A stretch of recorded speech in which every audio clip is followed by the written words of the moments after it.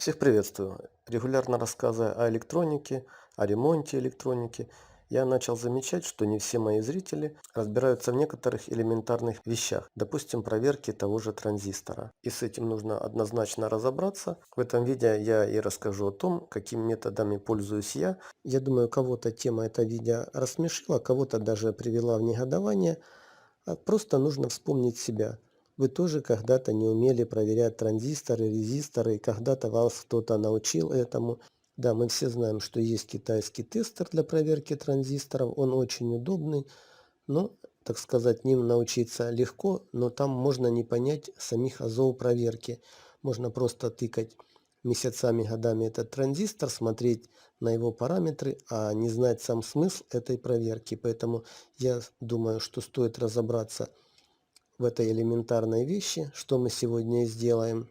Мы разберемся, как проверять биполярные транзисторы, каких типов они бывают, какие тонкости дальше мы разберемся, чтобы не ошибиться, потому что бывают составные транзисторы, с которыми при проверке можно запутаться и подумать, что он пробит. Это все будет дальше, а мы давайте пока попробуем разобраться, как проверять обыкновенный диод, потому что транзистор проверяется, тестер нужно перевести в режим прозвонки диода, и нам нужно разобраться, как его проверить и как использовать дальше для проверки транзисторов. Раньше практически в каждом мультиметре была встроена функция подключения транзистора и замера хотя бы коэффициента усиления, но сейчас в большинстве современных мультиметров эта функция отсутствует. Да, если мы посмотрим на современные мультиметры, нигде здесь нет подключения транзистора. Я не знаю, почему китайцы убрали эту опцию, хотя еще встречаются до сих пор на продаже те, которые используют эту функцию. Но это была проверка коэффициента усиления, а сегодня мы разберемся, как при помощи обыкновенного мультиметра проверять транзисторы биполярной структуры. И начнем мы это все с проверки диода. Если научимся проверять диод, то дальше будет очень легко разобраться с транзистором. Вот я взял обыкновенный диод выпрямительный, нарисовал его схемное обозначение и давайте попробуем его проверить. Для этого на своем приборе выставляем прозвонка диода. У меня она вот здесь. Включаю и выбираю опцию диоды. Вот, загорелась диоды. И теперь смотрим на схемное обозначение. Анод, катод. Если я к аноду приложу плюс, а к катоду минус, диод должен открыться. Давайте попробуем. Да, диод открылся. Но что-то он показывает. Он показывает 0,595 тысячных. Чего только. А внизу подписано вольта.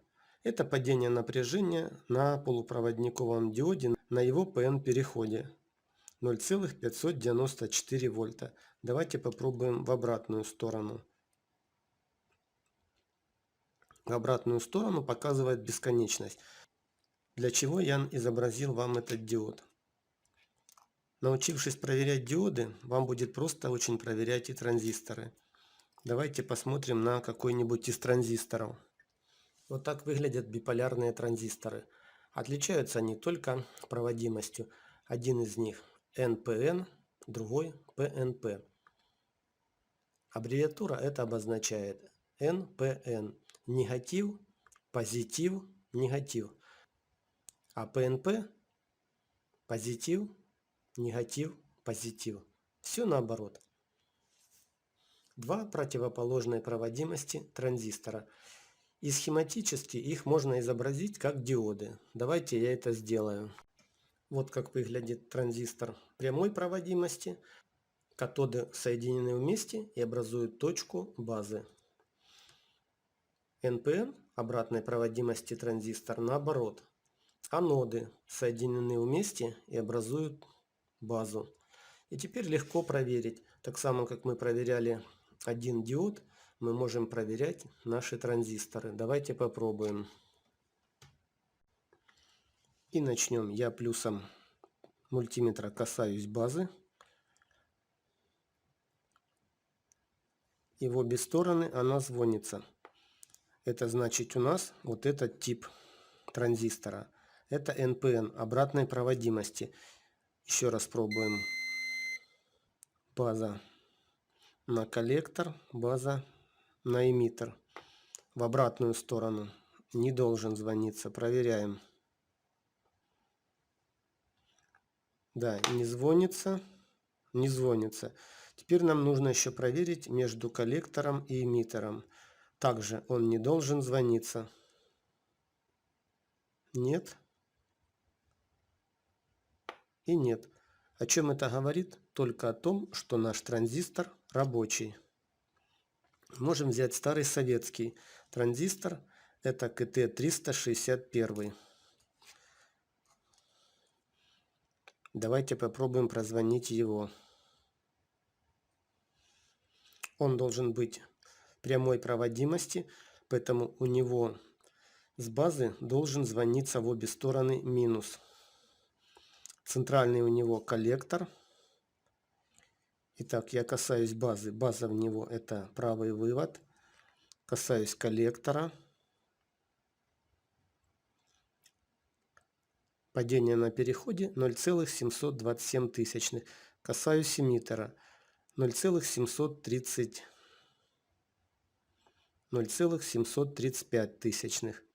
В обратную сторону он не должен звониться.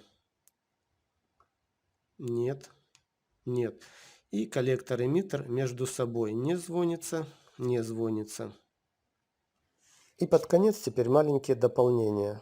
Как я и обещал раньше, это то, что транзисторы бывают со встроенными дополнительными элементами. Например, с защитным диодом. Он включается между эмиттером и коллектором. На схеме он всегда обозначен. И вот если вы проверяете этот транзистор, он будет показывать этот диод. И можно подумать, что он пробит между эмиттером и коллектором. Чтобы в этом не запутаться, нужно посмотреть на схемное обозначение транзистора, прежде чем его проверять. Есть вот такой транзистор.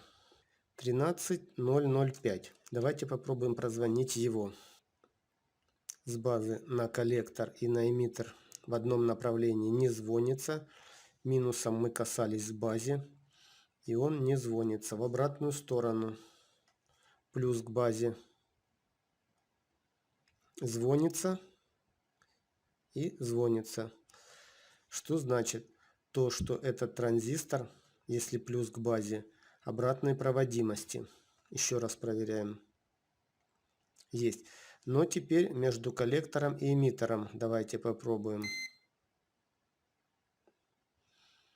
С коллектора на эмиттер он не звонится. В обратную сторону он показывает диод. Падение напряжения 0,643. Получается, внутри транзистора расположен еще защитный диод. Вот это как все выглядит. Я надеюсь, что я ответил на вопросы, которые мне периодически задают мои зрители и подписчики под видео. А на этом всем пока.